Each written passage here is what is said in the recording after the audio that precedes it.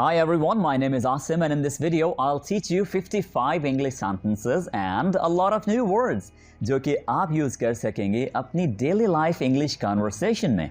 तो दोस्तों, अगर आपको इस तरह की वीडियोस, इस तरह के सेंटेंसेस और बहुत सारी वोकैबुलरी सीखनी है तो अभी हमारे चैनल को कर लीजिए सब्सक्राइब और साथ में बेल बटन भी प्रेस कीजिए ताकि आपको हमारी हर अपलोड होने वाली वीडियो के नोटिफिकेशंस यानी मैसेजेस मिलते रहें। दोस्तों, अगर आपको इस लेसन की पीडीएफ डाउनलोड करनी है तो वीडियो के बिल्कुल नीचे डिस्क्रिप्शन में दी गई लिंक से हासिल कर सकते हैं, डाउनलोड कर सकते हैं। Okay everyone, so let's get going. हमारे पास सबसे पहला सेंटेंस है अल्लाह ना करे। अल्लाह ना करे इसकी इंग्लिश क्या होगी? God forbid. ओके, अल्लाह ना करे जब आपको ये सेंटेंस उर्दू में कहना हो तो इसकी बजाय आप इंग्लिश में कह सकते हैं गॉड फॉरबिड। तुम्हारी अकल ठिकाने नहीं। तुम्हारी अकल ठिकाने नहीं। यहां पर अकल के लिए जो वर्ड यूज किया गया है वो है विट्स। विट्स। और ठिकाने नहीं के लिए जो वर्ड यूज किया गया है वो है आउट ऑफ। Out of. यहां पर विट्स की बजाय हम माइंड भी यूज कर सकते हैं। You are out of mind. You are out of mind. अगर हमें किसी और के लिए यही सेंटेंस कहना हो, जैसे कि एक लड़की के लिए, तो हम कह सकते हैं she is out of wits. She is, फिर हम आर यूज नहीं करेंगे, ठीक है। ही, शी, इट या कोई भी सिंगुलर हो गया यू के अलावा, उन सब के लिए हम इज यूज करते हैं और तमाम प्लूरल्स के लिए हम आर यूज करते हैं। आई के लिए हम एम यूज करते हैं। जैसे कि हम कह सकते हैं I am out of wits, stay away, मुझसे दूर रहो। स्टे अवे, मुझसे दूर रहो। I am out of wits, मैं आज पागल हो रहा हूं, मेरी आज अकल ठिकाने नहीं है, ठीक है।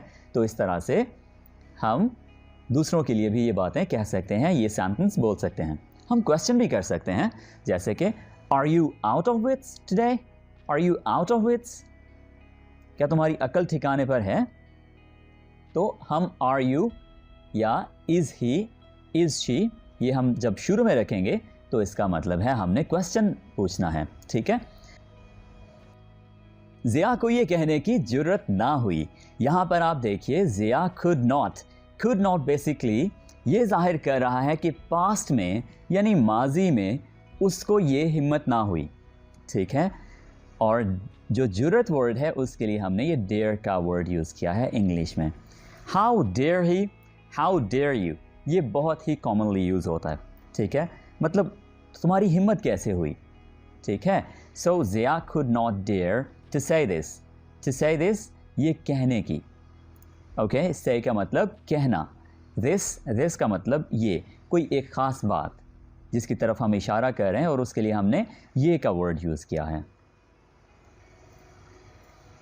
बस अब पैसे की बात ना करना। बस अब पैसे की बात ना करना। Not to speak of money now. Not to speak of money now. वो ना सिर्फ ज़हीन बल्कि मेहनती भी है। ये एक बहुत ही खूबसूरत स्ट्रक्चर है, इसको हम थोड़ा सा टाइम देंगे और अच्छी तरह से सीखेंगे। ही is not only intelligent but also honest. यहाँ पर हमारे पास दो पार्ट्स हैं सेंटेंस में जो बहुत ही इंपॉर्टेंट हैं लर्निंग के व्यू पॉइंट से। ही is not only and but also. ये दो चीज़ें मिलकर एक बड़ा ही खूबसूरत स्ट्रक्चर बनाती हैं। मैं आपको ये नहीं बताऊंगा कि ये क्या है, ग्रामर में ये इन्हें क्या कहते हैं। सिंपली आप लर्निंग पर ध्यान दीजिए और सेंटेंस बनाना सीखिए। ही इज़ नॉट ओनली, यहाँ पर आप किसी की एबिलिटी कह सकते हैं, यानी उसकी जो खासियत है, उसकी जो काबिलियत है, यानी एक एडजेक्टिव यूज़ कर सकते हैं जैसे कि इंटेलिजेंट। फिर हम बट ऑल्सो का यूज करेंगे और फिर हम उसकी दूसरी जो क्वालिटी है वो कह देंगे, इंटेलिजेंट और ऑनेस्ट। तो ये क्या है? वो ना सिर्फ is not only, not only के लिए ना सिर्फ, ठीक है, बल्कि बट ऑल्सो के लिए क्या हो गया? बल्कि भी है, इसमें हमने मेहनती का वर्ड भी ऐड कर दिया, मेहनती यहाँ पर आ गया एन पर।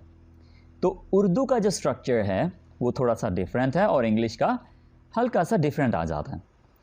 तो इंग्लिश में आपने ख़ास तौर पर गौर करना है, नॉट ओनली, उसके बाद एक क्वालिटी, बट ऑल्सो और दूसरी क्वालिटी। यहाँ पर हम एक और बात भी कर सकते हैं, और वो बात क्या हो सकती है, he is not only a doctor, he is not only a doctor but also a teacher. यानी किसी के हम दो प्रोफेशंस की बात भी कर सकते हैं कि उसकी दो प्रोफेशंस हैं, वो दो काम करता है, ठीक है। तो इस तरह से हम ही इज़ नॉट ओनली और बट ऑल्सो का यूज़ हम कर सकते हैं, ठीक है। Not only a teacher but also a doctor, ठीक है।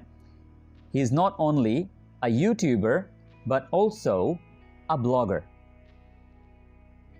He is not only a businessman but also a vlogger. ठीक है, वर्ड्स मैं थोड़े अलग-अलग से यूज़ कर रहा हूँ, आप सिंपल वर्ड्स रख सकते हैं, ठीक है। So he is not only but intelligent but also honest. तो वो ना सिर्फ ज़हीन बल्कि मेहनती भी है। वो ना ही खूबसूरत है और ना ही दौलतमंद। Neither is she beautiful nor wealthy. यहाँ पर ये ना ही, जो ये पहला ना ही है, इसके लिए नीदर यूज़ किया है हमने, और जो दूसरा ना ही है उसके लिए हमने नॉर यूज़ किया है। तो यहाँ पर एक बात पर आप गौर कीजिए, नीदर के फ़ौरन बाद हमने इज़ यूज़ किया है, ठीक है। नीदर शी इज़ नहीं कहा बल्कि नीदर इज़ शी। ये एक रूल है ग्रामर का, ये याद रखिएगा, ठीक है। नीदर इज़ शी ब्यूटिफुल, यानी उसकी पहली बात आ गई जो उसमें नहीं है, नॉर वेल्थी, और ये आ गई दूसरी बात जो उसमें नहीं है, यानी वो ना ही खूबसूरत है, neither is she beautiful, neither, फिर हमारे पास ये वर्ब आ जाएगा, उसके बाद सब्जेक्ट आ जाएगा, फिर हम उसकी पहली बात करेंगे जो उसमें नहीं है, उसके बाद नॉर, और उसके बाद जो दूसरी बात उसमें नहीं है। तो ये स्ट्रक्चर बन जाता है इस तरह के सेंटेंसेस बनाने का। Neither is he teacher nor a doctor. तो इस तरह से नीदर का हम यूज़ कर सकते हैं। नीदर नॉर हमेशा इकट्ठा आएगा, ये बात याद रखिएगा। एहतियात से चलो, ऐसा ना हो कि गिर जाओ। Walk carefully lest you should fall, लेस्ट you should fall. यहाँ पर ये जो लेस्ट है, इसको आपने लेट्स नहीं बोलना, ये लेस्ट ही है। इसका मतलब है ऐसा ना हो के, ऐसा ना हो के लिए आप वर्ड यूज़ करते हैं lest. Okay, walk carefully lest you should fall. वो मुझे अपना भाई समझता है, he looks upon me as a brother. तो लुक अपॉन का मतलब है की नज़र से देखना, ठीक है, की नज़र से देखना। He looks upon me as a brother. वो बुरी तरह गिरा, He had a nasty fall. Nasty मतलब बहुत बुरा, nasty का मतलब गंदा और गलीज भी होता है, ठीक है। How nasty you are, अगर कोई बहुत गलीज, बहुत ही बुरा है, गंदा है, डर्टी है, तो उसके लिए आप nasty का वर्ड यूज़ कर सकते हैं। He had a nasty fall. वो बुरी तरह गिरा। Had का मतलब हम पास्ट के लिए यूज़ कर रहे हैं, ठीक है। ये सड़क किधर को जाती है? Where does this road lead to?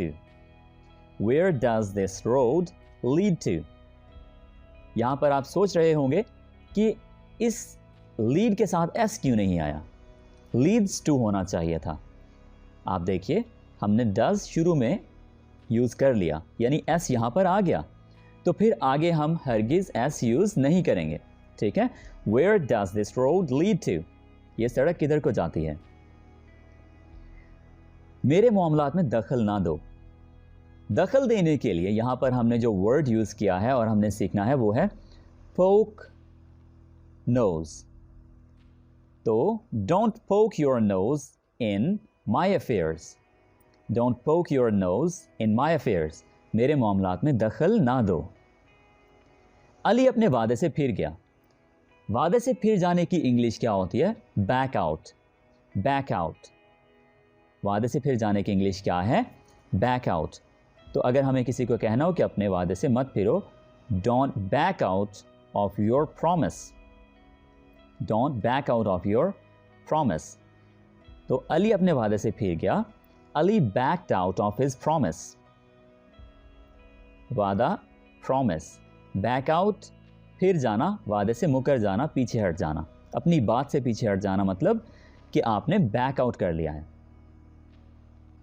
दूसरों पर इन्हिसार मत करो। Do not depend on others, don't depend on others. ये डू नॉट को शॉर्ट करके डोंट कर देते हैं, ठीक है, ये कॉन्ट्रैक्शन है इसकी। तो डोंट डिपेंड ऑन अदर्स। मैंने उसे ठंडा किया, ये ठंडा करने की, वो बर्फ़ लेकर ठंडा नहीं किया बल्कि उसका गुस्सा ठंडा किया। तो गुस्सा ठंडा करने की इंग्लिश क्या होती है? Appease, appease. I appeased him, I appeased him. मैं उसे ठंडा कर लूंगा, आई विल अपीज हिम, ठीक है। आई कैन अपीज हिम, मैं उसे ठंडा कर सकता हूं।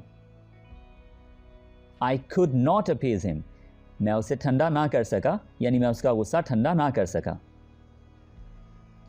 यू मस्ट अपीज हिम, तुम्हें जरूर उसका गुस्सा ठंडा करना चाहिए। आग बुझ रही है, the fire is dying out, the fire is dying out. फजूल बातों में वक्त जाया ना करो। फजूल बात की इंग्लिश क्या है? Idle talk, idle talk. फजूल चीज़ों की इंग्लिश क्या है? Useless things, useless things. फजूल हरकतों की इंग्लिश क्या है? Useless acts, ACTS, ACTS, acts.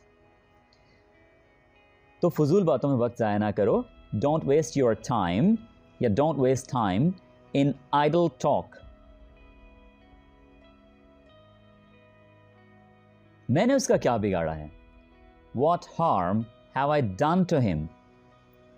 Harm का मतलब हर्ज भी होता है, ठीक है। इसमें क्या हर्ज है? What's the harm? क्या हर्ज है? हम अक्सर ऐसी बात करते हैं, What's the harm? क्या हर्ज है इसमें? तो उसके लिए हम इतना भी कह सकते हैं, What's the harm? और इस सेंटेंस की इंग्लिश क्या होगी? मैंने उसका क्या बिगाड़ा है? What harm have I done to him?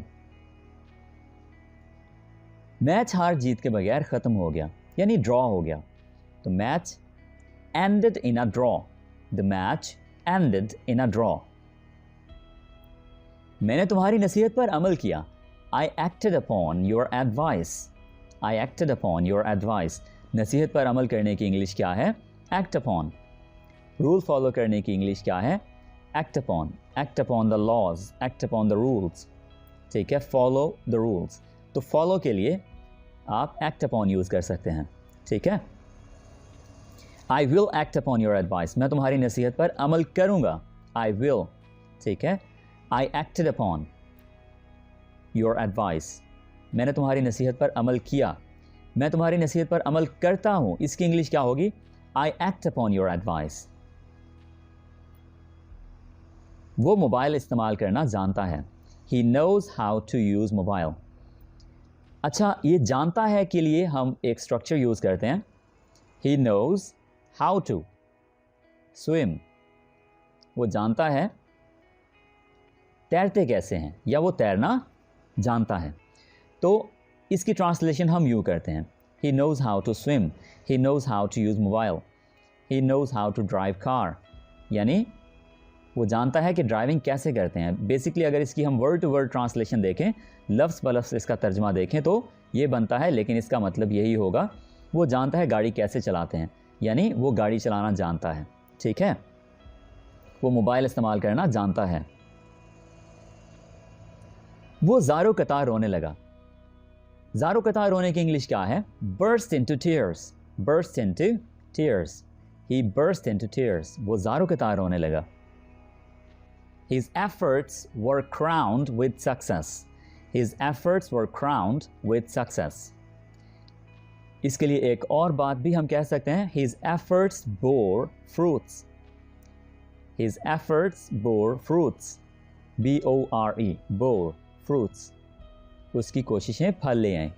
ठीक है, कोशिशों की इंग्लिश क्या है? एफर्ट्स। फल ले आई, इसके लिए हमने क्या वर्ड यूज किया है? Crowned, with success.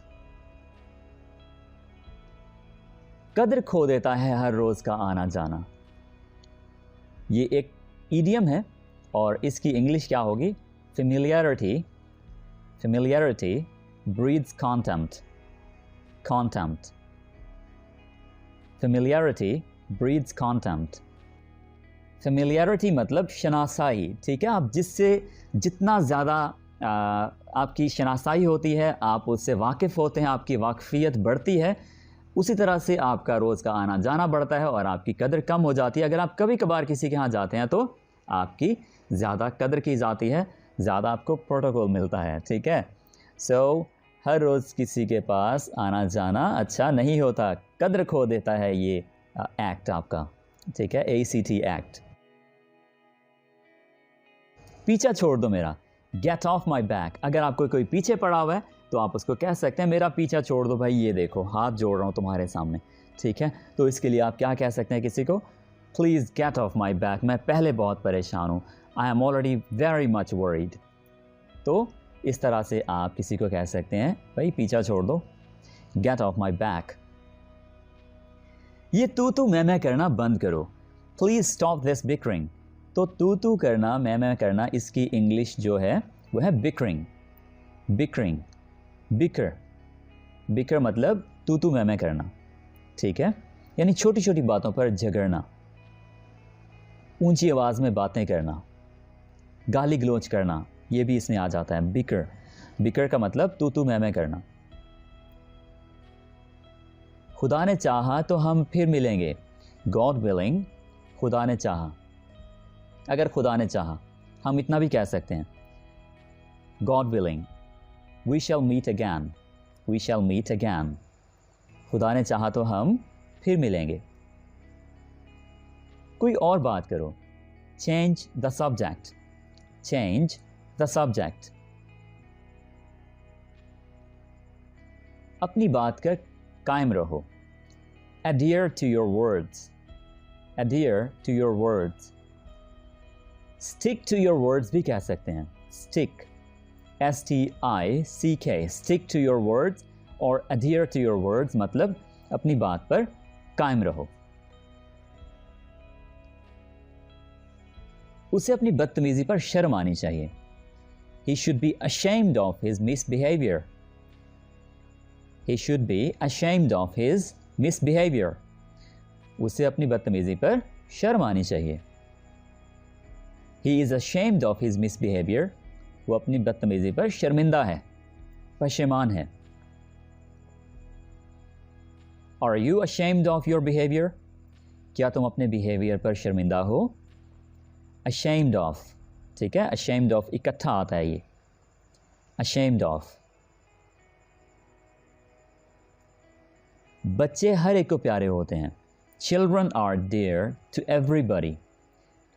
sometimes क्या होता है कि everybody, ये इसको अलग-अलग लिखा जाता है। everybody का मतलब है हर जिस्म, ठीक है, और everybody हर कोई, याद रखिएगा। children are dear to everybody। child की प्लूरल होती है children, समटाइम्स लोग इसके साथ s भी ऐड कर देते हैं तो चिल्ड्रंस बनाते हैं, जो कि बिल्कुल गलत है। Okay, children are dear to everybody, बच्चे हर किसी को प्यारे होते हैं। इसके सिवा कोई चारा नहीं, इसके सिवा कोई हल नहीं। there is no alternative, there is no alternative, there is no alternative, यानी इसके अलावा कोई और रास्ता नहीं है, इसके अलावा कोई और हल नहीं है, कोई चारा नहीं है। वो मेरे अल्फाज से बहुत मुतासर हुआ। He was greatly affected by my words। He was greatly मतलब बहुत ज़्यादा, greatly affected मुतासर हुआ, by my words मेरे अल्फाज से। मैं सबसे उकता गया हूँ, I am fed up with all this, I am fed up with all this। Fed up का मतलब उकता जाना। बाज़ औक़ात इसकी स्पेलिंग गलत कर देते हैं लोग, सो ये बात याद रखिएगा, FEDUP, fed up with all this, इस सब से, ठीक है। I am fed up with all this, he is fed up with all this, they are fed up with all this, मतलब वो इस सब से उकता गए हैं। She is fed up with all this, वो इस सब से उकता गई है, ओके। वो अपने बच्चों का ख्याल रखती है। She takes care of her children, she takes care of her children, take care मतलब कि ख्याल रखना, ठीक है।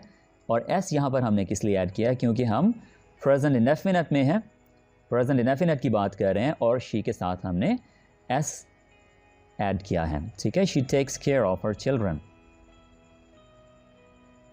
वो बाल बाल बचा। दोस्तों ये बहुत ही ज़बरदस्त सेंटेंस है, ये लाजमी याद रखिए। He had a narrow escape, he had a narrow escape, वो बाल बाल बचा। वो एक मुखलिस लीडर है। He is a sincere leader, he is a sincere leader. मैं ये ज़िल्लत बर्दाश्त नहीं कर सकता। I can not bear this insult, I can not bear, bear means बर्दाश्त करना।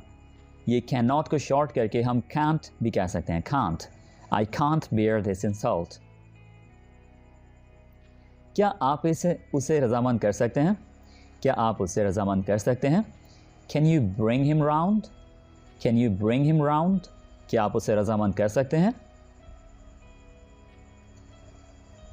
इस जगह की आबो हवा मेरे मुआफिक नहीं आती, यानी आपके लिए सूटेबल नहीं है, आपको सूट नहीं करती है।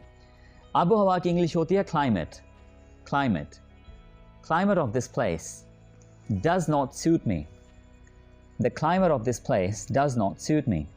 फॉर एग्जाम्पल बहुत ही गर्म जगह है तो आपके लिए वो क्लाइमेट सूटेबल नहीं है, सूट नहीं करता आपको, तो आप कह सकते हैं the climate of this place, this city और this province does not suit मी।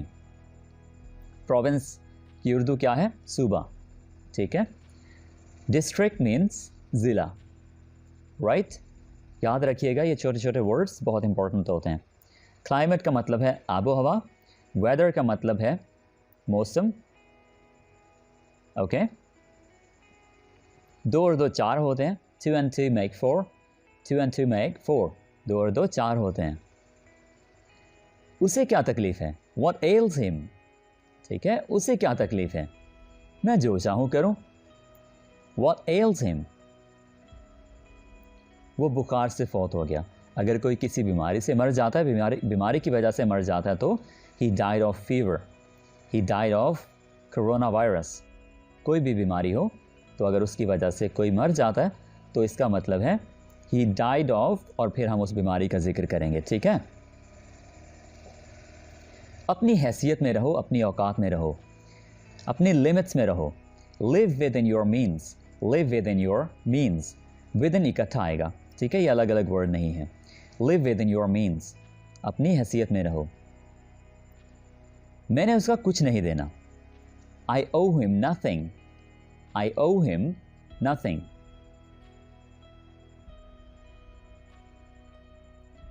उसे सर्दी लग रही है, he is feeling cold, he is feeling cold।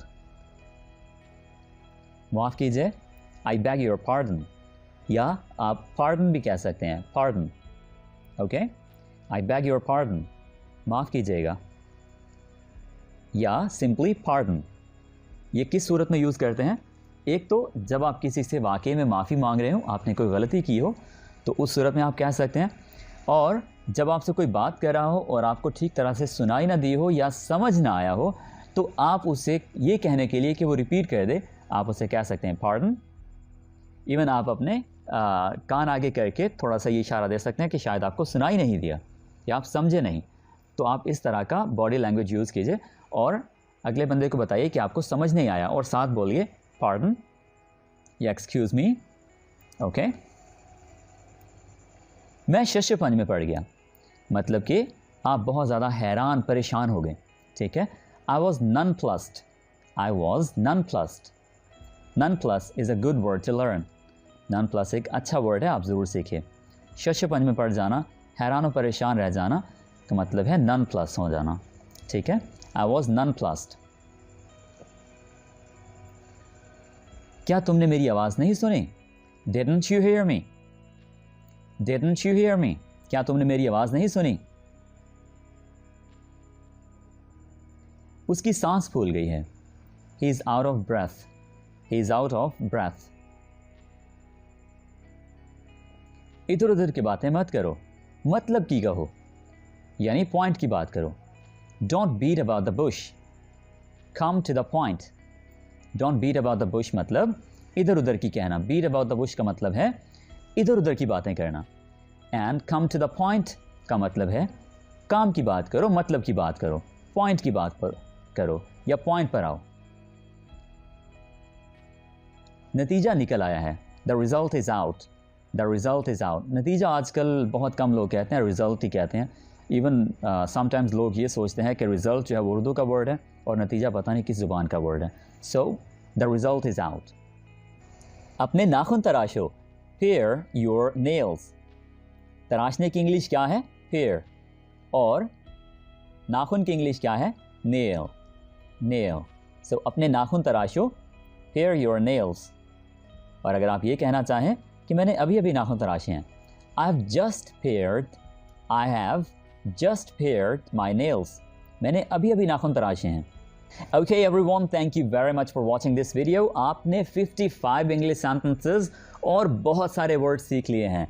तो दोस्तों, अगर आप इसी तरह से हमारे साथ लगातार इंग्लिश वीडियोस देखते रहेंगे तो आपकी इंग्लिश बहुत ही जल्द बहुत अच्छी होने वाली है।